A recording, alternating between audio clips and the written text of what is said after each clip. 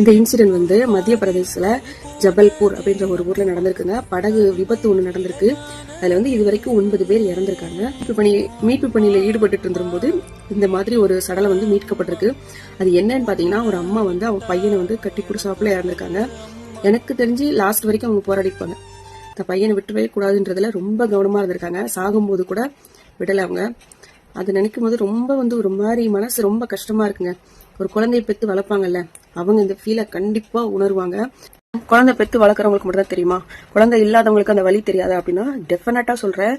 அவங்க ஒரு படி மேல, குழந்தை பெத்து வளர்த்து அழுகுறாங்க இல்லையா, அவங்கள விட ஒரு படி மேலதான். என்ன தெரியுமா அவங்களோட ஏக்கம், நமக்கு ஏன் குழந்தைய கடவுள் கொடுக்கல அப்படின்ற ஒரு ஏக்கம் இருக்கும். ஆனா அவங்களுக்குலாம் நான் சொல்லிக்கிற ஒரே ஒரு விஷயம் என்ன தெரியுமா, ஒரு நல்ல மனசு இருக்கு. அந்த நல்ல மனசை வந்து நீங்க ஆர்ஃபனேஜ், அதாவது அனாதை இல்லம் இருக்குல்ல, அங்க போய் குழந்தைங்க தத்தெடுத்து வளர்க்கலான்றது கடவுளோட முடிவு. அதாவது குழந்தைய பெத்து வளர்க்குறது ஒரு வகையான சந்தோஷம் அப்படின்னா, எடுத்து வளர்க்குறதுங்கிறது இன்னொரு வகையான சந்தோஷம்.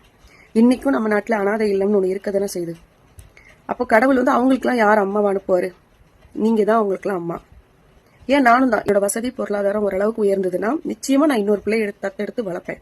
இப்போதைக்கு எனக்கு 2 பிள்ளைங்க. அவங்கள வந்து இப்போதைக்கு படிக்க வைக்கிற சூழ்நிலையில மட்டும்தான் என்னோட பொருளாதாரம் இருக்கு. இன்னும் கொஞ்சம் என்னோட பொருளாதாரம் வளரும் போது நிச்சயமா நான் ஒரு பெண் குழந்தையை தத்தெடுத்து வளர்க்கணும் அப்படிங்கிறது என்னோட ஆசை. சரிங்களா? எனக்கு கொடுக்காத ஒரு வரத்தை இது வரைக்கும் குழந்தைங்க பெத்துக்கிட்டாங்க இல்லையா அம்மாமாரு, அவங்களுக்குலாம் கொடுக்காத ஒரு வரத்தை கடவுள் உங்களுக்கு கொடுத்துருக்காரு. அதை பயன்படுத்துங்க. போயிட்டு அனாதை இல்லத்துல ஒரு குழந்தைய எடுத்து தத்தெடுத்து வளங்க. நிறைய பேர் சொல்லுவாங்க சொந்த ரத்தத்துல தான் தத்து எடுக்கணும் அப்படிம்பாங்க. அதுல எந்த உடன்பாடும் எனக்கு கிடையாது. இப்போ வந்து நமக்கு தெரிஞ்சவங்க குடும்பத்துல கஷ்டப்படுறாங்க, பிள்ளைங்களை வளர்க்க முடியல அப்படின்னா தத்தெடுக்கலாம், தப்பு கிடையாது. ஏன்னா அதுவும் ஒரு வகையான சேவை தான், தத்து எடுக்கலாம். நம்ம கண்ணு முன்னாடி ஒருத்தவங்க கஷ்டப்படும் போது அவங்கள விட்டுட்டு இன்னொரு இடத்துல போய் தத்தெடுக்கிறதுங்கிறது சரி கிடையாது, நியாயம்தான். அது தப்பு இல்லை. ஆனா வசதியா இருக்கிறவங்க எங்க ரத்தத்துலதான் நாங்க குழந்தை பெத்துப்போம் அப்படி இப்படின்னு சொல்லி ஒண்ணு பண்றீங்கல்ல, அதுதான் எனக்கு கொஞ்சம் தப்பா தெரியுது.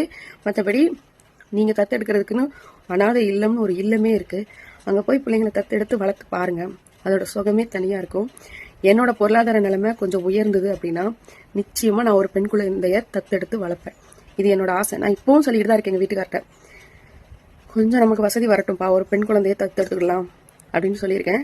ஸோ அதனால தத்தெடுக்கிறதுங்கிறது ஒரு வரம். அந்த வரத்தை கடவுள் உங்களுக்காக கொடுத்துருக்காங்க, பயன்படுத்திக்கோங்க, கஷ்டப்படாதீங்க.